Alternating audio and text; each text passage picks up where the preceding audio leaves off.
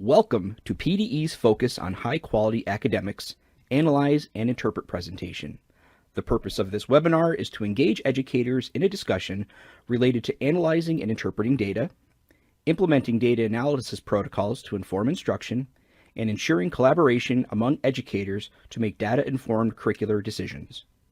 As we think about academics, we know that in every school year, there are students who require support in addressing unfinished learning from prior grades, while there may be others whose learning has been accelerated. It is vitally important that educators are supported to make deliberate instructional and assessment choices within a comprehensive system to allow all students to effectively engage with grade level work. The assessment cycle offers a systematic process to focus on student achievement. Its cyclical nature highlights the important role of data as educators make informed instructional decisions. A highly developed assessment system includes a balanced approach to using formal and informal assessments, classroom-based evidence showing student growth over time, and involving students in the evaluation of their own work. The adoption of a systemic approach enhances the use of assessment data to inform teaching and learning practices. This system should include assessment tools that are congruent with the LEA's values, goals, curriculum, teaching, and learning. This presentation will dive deeper into the analyze and interpret phases of the assessment cycle through the lens of 3 guiding questions. These questions will aid school leadership as they support and engage their school community in the effective analysis and interpretation of data to improve the teaching and learning of their students. Consider these 3 guiding questions to provide you with points to consider when making decisions about analysis and interpretation of student data. Question 1. How will you begin to continue to engage school staff in analysis and interpretation of student data? Guiding question 2. How are you implementing data analysis protocols to effectively inform instruction? And guiding question 3. How are you ensuring educators collaborate in order to make curricular decisions based on data analysis? We will be exploring the why, how, and what solutions for each of these guiding questions. As we discuss guiding question 1, consider why this question is important and to what extent it applies to the educators involved in data analysis and interpretation in your school setting. Specifically, why is engaging specific members of your staff in the analysis and interpretation of student data important? How will you determine what data is analyzed and who will be involved in its analysis? What research and resources support data analysis and its interpretation? As schools progress through the data collection and analysis process, the school's mission and vision should drive every step of the process. For instance, if your mission vision statement signifies support for all students' learning, then when analyzing the data, you are not only focused on class-wide results, but also drilling down to individual student-level data. Membership of these data teams should be those best suited to access the data and possess the necessary proficiencies to interpret this information.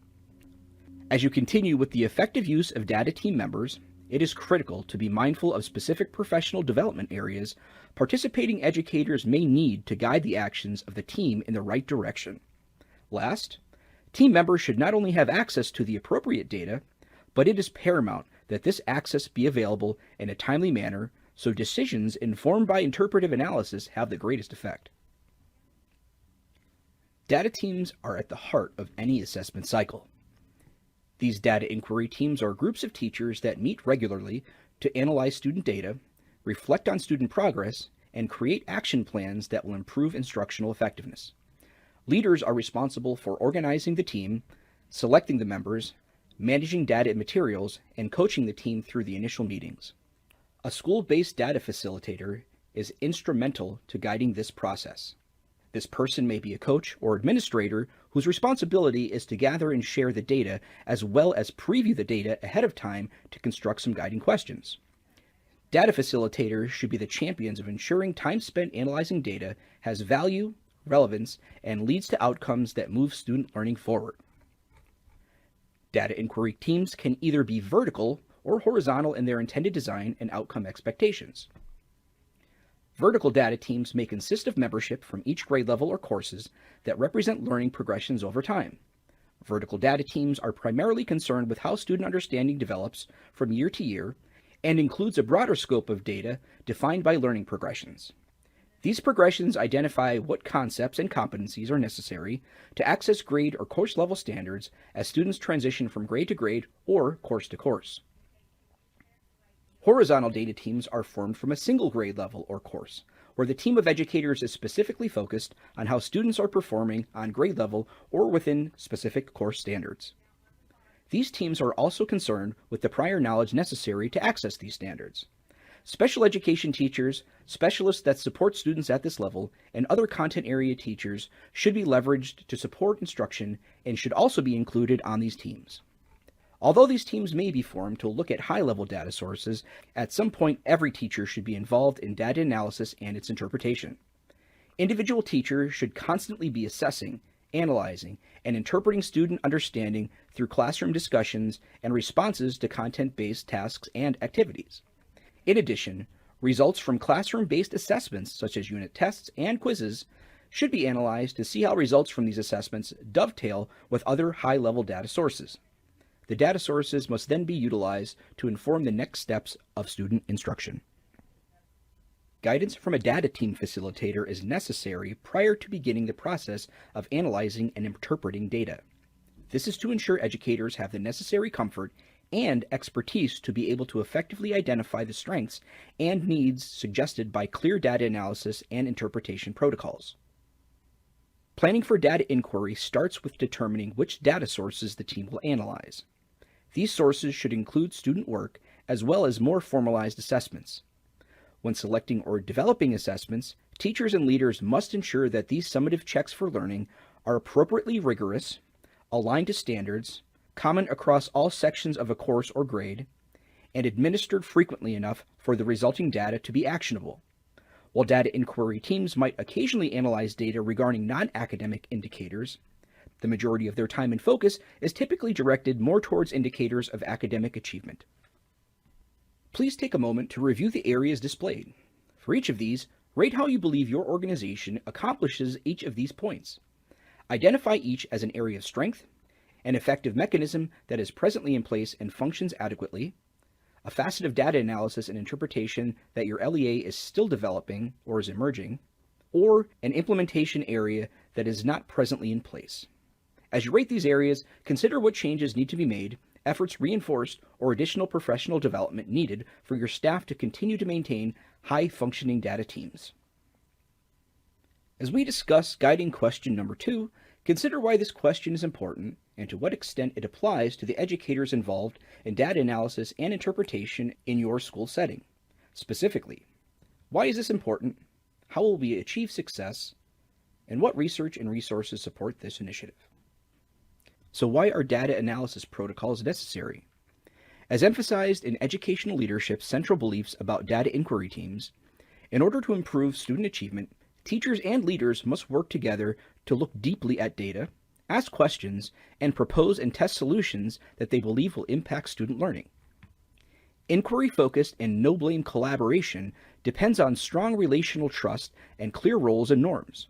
Here, educators view themselves as curious practitioners guided by established social practices whose work continually improves instruction and closes the identified learning gaps possessed by any child. As a result of this work, core instruction is improved and ensures that greater equitable access to learning is provided to all students. The identification of students that need additional support also allows schools to make the best fiscal choices as to where and when to allocate resources in terms of staffing, time allocations, and curriculum materials. Before the data inquiry team even begins to look at data, instructional units need to be reviewed to identify the prerequisite knowledge necessary for students to access grade or course level content. These should be based on established learning progressions related to grade and/or content area standards. Criteria for success in each area also needs to be established. Finally, educators must demonstrate if the data available sufficiently determines student mastery of the identified prerequisite content. Data inquiry teams generate questions to deeply reflect on where students need to be, where they are now, and how to close the gap. Identification of class and/or individual student strengths and unfinished learning is most reliable when referenced across multiple data sources. These sources of data might include formative assessment data, such as classroom observations and student responses to instructional prompts, as well as more formal sources of data, such as diagnostic assessments or even standardized assessments. After appropriate data is obtained, engagement in the inquiry process is necessary. Up next is a video segment provided by EL Education that consists of a third grade data team analyzing and interpreting their students' data. As you view this video segment, make note of the questions that best drive the interpretation process.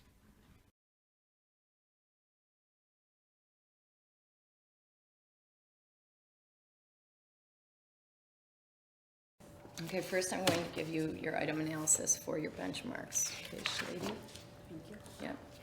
I'm a third grade teacher, and we are working this week with my grade level team and partner around the latest data that the district has issued for us, a benchmark, a reading benchmark. Thing to consider is when we gave the first benchmark, that's when we stopped them at the end of every story. At World of Inquiry School, we've made data a priority. We have specialists with roles whose job it is to gather, coordinate the data, share it with us at grade level meetings, and we're given a forum to discuss it openly with a group of colleagues. Okay, 29 for Richie, 30 for Shalady. Before coming to the meeting, I've already analyzed and spent time with the data. First, why don't we do this? Take your time to kind of digest your data, okay? So I'll give you like a few minutes for that.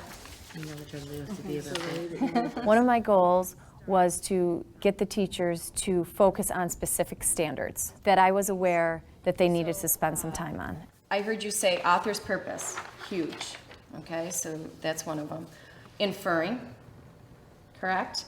And then under that should be context clues. And if, as you can see, we have a lot of twos right here as well.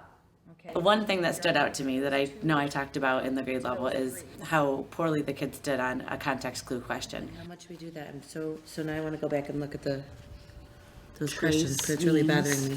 So most kids picked copy, which is true. Trace can mean copy, but not in her fingertips trace along the wall. I know these are things that they have a lot of practice with, and I know that we've built some great strategy for them. To think more on this. Okay. And one of the things I used to do was, in the passage, I have them underline the sentence before. Sandra mentioned having them underline the sentence in which they found it and the one before and after that, which is not normally what I have them do, so I'm gonna just try that. And see if they could pick out the word meaning. And you know what So else constantly is- the sentence. The test data was pretty much indicative of where I thought the students would be performance-wise. And now I know instructionally, by looking at the item analysis, that we have to work on context clues and some author's purpose questions. Okay, so now we're on look at individual students' results. What stands out to you? We'll say 70 is the cutoff. So, Percent. yep. Jayla and Michael surprised me that they're struggling that much, but I know that they struggle with higher level thinking. Sharian has moved up. Dylan's still my highest intervention, but he's making really great gains. He has 74 sight words now. For students who I'm seeing a big discrepancy, or if they're performing below grade level in general, I'd make it a point to make sure I see them daily in a small group or individually based on what I see their needs are. Now, let's go to the data wall here, because this is the next thing we need to do. I really want you to focus on, or where your kids fell on the benchmark and where they were in September. Blue is above grade level. Green is at The great thing that comes out of looking at this data wall at these grade level meetings is the discussion, the rich discussion, seeing where, as a whole, grade level, where these students fall. Carolyn, most of your kids here were really the kids that were in the twos. So from our meeting on Tuesday, we talked about what we found out by looking at your baselines. We graphed the data between your first baseline and your second one to see how you did. And remember is that one of the many things I love about our school is just how we all have a common focus around data and looking at how students perform and using that to help us be better teachers. And that's referring to the text details. So obviously this person understood the story, but maybe As a classroom teacher, if it were up to me to put the data together myself and look through it on my own time, I don't know that I would be as effective, because it's just one more thing to do, and although it's very beneficial, we know that it's hard to find time. These are all of this is all my data, because I like to have it to look at to tell you exactly what we found out. It just really not only helps us work better as a staff team, but helps us work better as individual teachers and grade levels to just best meet our students' needs. So the recipe, we had 2 problem areas, this question and this question. Okay.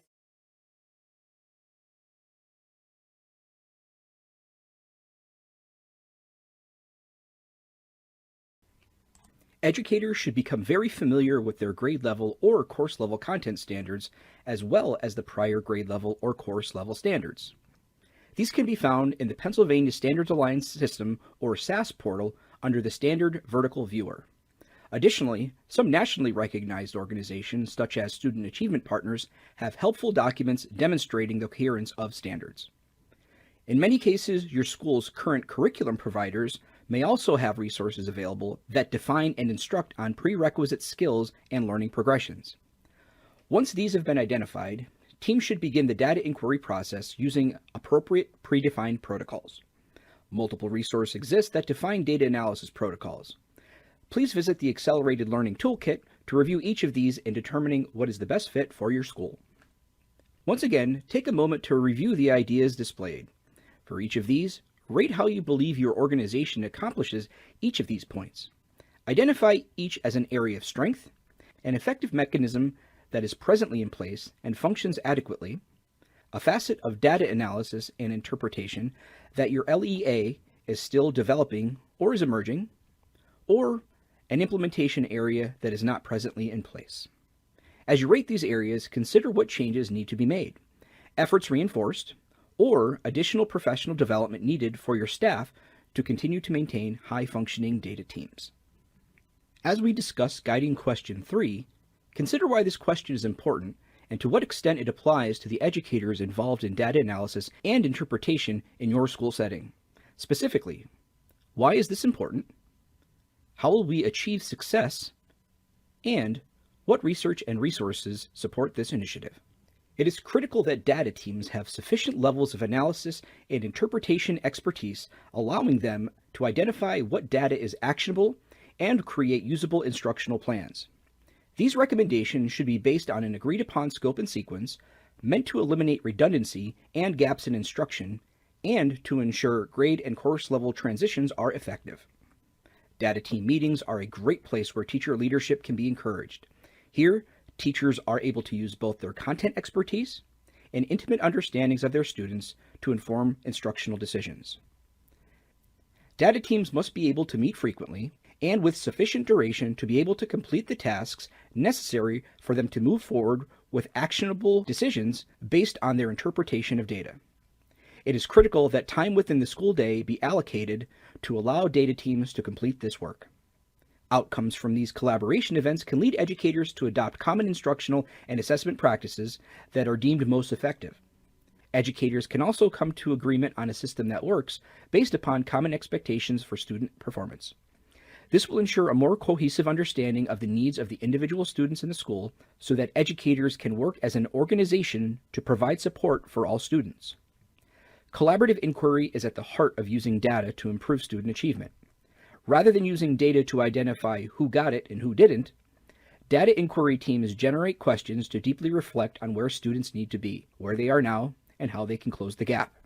Working collaboratively allows teachers to align their expectations, analyze current instructional practices, and create action plans to improve teaching and learning. Data inquiry teams focus exclusively on analyzing data for the students they teach and developing plans for responding to the students' needs and strengths of individual students, groups of students, and particular areas of curriculum. However, data inquiry teams are part of a larger system for using data to raise student achievement and close achievement gaps. As the team analyzes and interprets student data, what kinds of decisions can be made to raise student achievement and close achievement gaps? If the majority of the class has not mastered prerequisite skills, determine how to address this content throughout grade level instruction. For example, the scope and sequence may need to be modified by pulling lessons from prior grade levels or by weaving instruction on prerequisite skills into current grade level content. As a result, other lessons may need to be compacted to account for the time necessary for this supplemental instruction. If only a few students are missing prerequisite skills for the current unit of instruction, consider how to remediate this content through differentiation of assignments, varying instructional methods, and by providing feedback on student performance that can inform the use of additional time, staff, and intensive intervention resources. Through this process, educators are encouraged to require their students to track their own progress and set goals towards clear academic targets. Much work has been done at the national level to begin thinking about how to accelerate learning. Guides have been developed with numerous resources linked throughout to support this work. Of notable mention is the academic portion of the Restart and Recovery Guide from the Council of Chief State School Officers. Appendices A and B may be particularly helpful to review. In addition, much of this work relates strongly to the tenets of MTSS. As we conclude this session, take a final moment to review the areas displayed. For each of these, rate how you believe your organization accomplishes each of these points.